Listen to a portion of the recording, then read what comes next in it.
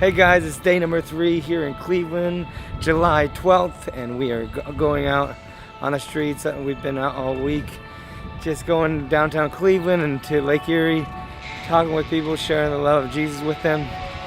Really had amazing encounters with some friends last night, just being able to encourage them in their relationship, their marriage, and even kind of just giving opportunities to really discover who Jesus is on a deeper level.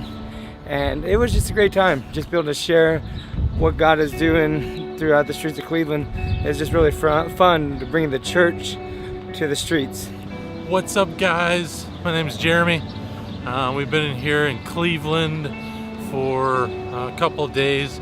Just something that God's really been doing in my life this week is just it's so easy to become stagnant in not pouring out and just getting back into a rhythm of just pouring out and just reaching out to this community here in Cleveland has just been really cool, and it's just given me a new perspective. It's given me a new just want to make this a normal part of our lives, because it can become so easy for Christianity to just become about ourselves, of what we can receive. But what Jesus wants to do is bring what he has so freely given to us and give it to the world. And I've been able to do that this week.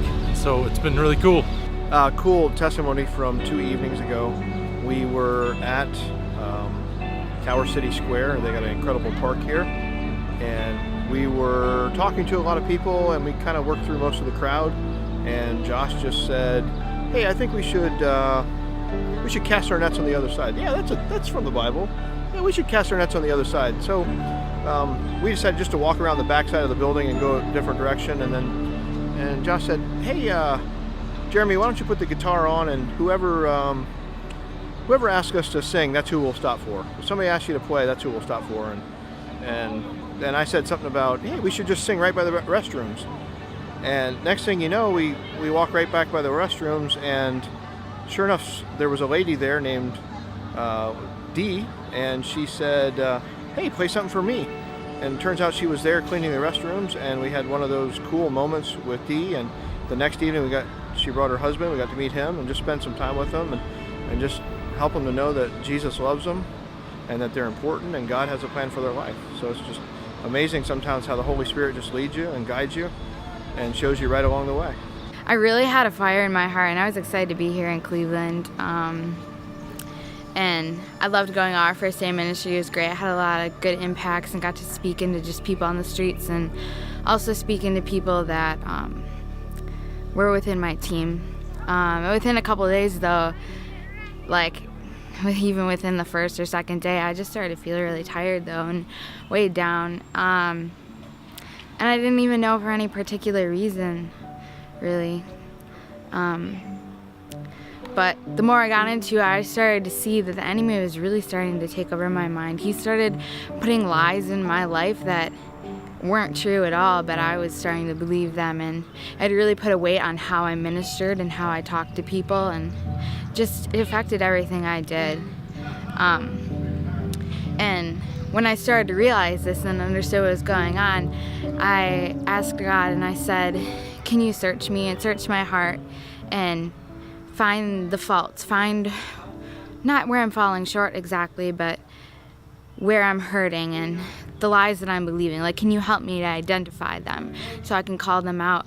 And I did that, and he told me that I need to stop worrying about myself. I need to stop worrying about my health and stop worrying about just everything in my life, just to release anxiety from my life. And I took that, and I was like, "Okay, God, I can do that."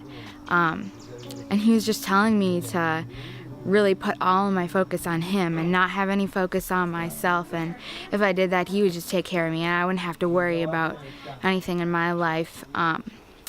But then as I prayed about that and I kind of put a focus into it, the enemy twisted it, and he told me I was selfish. He told me I was selfish for looking at myself and trying to figure out what was wrong with me, and for identifying problems, and really just made me feel awful about myself and feel guilty in this way. And for a whole day, I felt selfish in everything I did. And I knew it was a lie, and I knew that wasn't true, but I still lived in it, and I believed it for a day. And this morning I was actually doing a devotional, and I read something that said, if you wouldn't doubt God, and if you didn't doubt His ability to work in your life, and you didn't doubt the capability that you have through Him, what would your life look like? What would you do with your life? And I really looked at that, and I thought, all these things that hold me back, they're all lies. They're not true, they're not real. And I started calling them out. I actually sat down and I wrote down every lie that I was believing. I made this huge list, and I was sitting on actually a pier on Lake Erie here in Cleveland, and I wrote them all down, and then I crumpled it up on the paper, and then I threw it into the water, and I said, these things don't hold me anymore. And the lyrics came to mind that said, I cast my life like ashes on the waves. I'm no longer held in my selfish ways. And that really spoke into my heart, and it was something that God showed me was truth. He really helped me to see that I was holding on to things that weren't true about my life. And going out of that, then I was so much more free, and I was able to go out and know that nothing held me back, really. And even when lies did come, I had the strength to really call them out and say, no, God is capable of changing me and of using me, even though I'll still sin, even though I'll still mess up and I'll have hard times. He can still use those things. He can still turn those things around. And then, yeah, just this evening I feel so much more freedom, and I'm really excited to go back out to ministering tomorrow and know I have this freedom in Christ. And I just also want to encourage anyone who watches this that you're not held back by anything. You're not defined by anything of this world. You're not defined by any sins or any lies or anything the devil wants to tell you, because that's not who you are. It's not who you were made to be. He made you to be free. He made you to pursue what He puts on your heart and to not be held back. And I just encourage you to not let those things stop you from doing anything, and to really ask yourself the question of, if God couldn't fail you, if you knew that God would not fail, that He would fulfill His promises to you, what would you do with your life? What would you do every day if there was no fear of failure? And I think that's just my message through this. Just really ask yourself that question and wonder, what would you do with your life if there was no possibility of Him failing you and you falling short? And so, yeah. So we were at the rec center. It's basically a place for kids to just come and hang out for a while. And there was this memorial for a kid that got shot for wielding a play toy gun at officers. And it was poor condition. They had rocks that surrounded it, and they used to be a color, but they were just everywhere. There was no paint left on them. Flowers were all overgrown.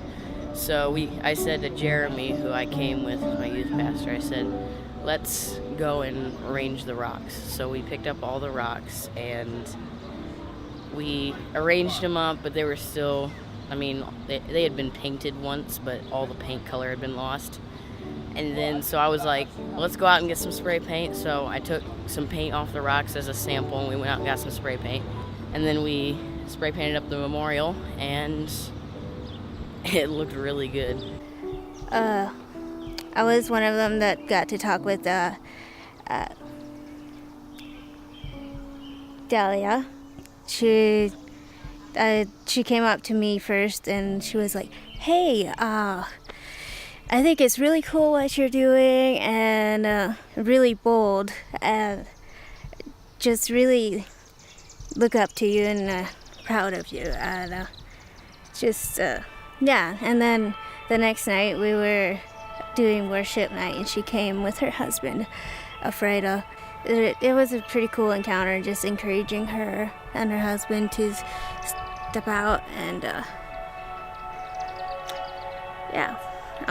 grow closer to the Lord and pray with each other. It was a really great experience. And this week I just learned that I'm not the only one that feels like I don't have anything to offer sometimes now. Like, that's one of the biggest lies that the enemy has been throwing at me, and I believed it for a while. And yeah, but I'm so glad that that wall broke down. Hey guys, I'm out here with Sold Out, and my name is Jordan, and I'm one of the interns, and I just wanted to show you, or I just want to tell you what is going on this week. And basically, I've been struggling a lot with my confidence in just really speaking and showing God's love to people out in the streets. And basically, it's been really tough for me just because I feel like I've not been Spirit-led. I feel like I've just been struggling a lot, and God's really just shown me just to really trust in Him and not give up on Him, because He's always got my back, and to just keep focused on Him on all things possible, because no matter what, in this life, I'm gonna go through storms, you're gonna go through storms, we all go through things, and just keep your eyes focused on God, because He's always got your back no matter what. And even though the storm may be big, God is always bigger. And I just realized today that how much God loves me, and I just felt like so overwhelmed with joy and love, and I was just able to really show that and show love to other people, and I really feel like I really helped make an impact among other people. And so that's what we've been doing this week. Boom. What am I supposed to do? Sure. Keep it in the middle. You're Okay, recording Zan. and ready to go. Oh, my hair looks cool. I guess that's what I was gonna say, and you can cut this part out if you want, Jared. I don't really know if you want this part of me walking around. Is it recording now? Yeah. Would you say the memorial looked a lot better? Yeah, look around. I gotta go. I'm afraid I'm gonna drop it. Keep your face kind of in the center. Gotcha. And then you'll stay in focus. And I need to look right here. Okay. Yeah. Looking.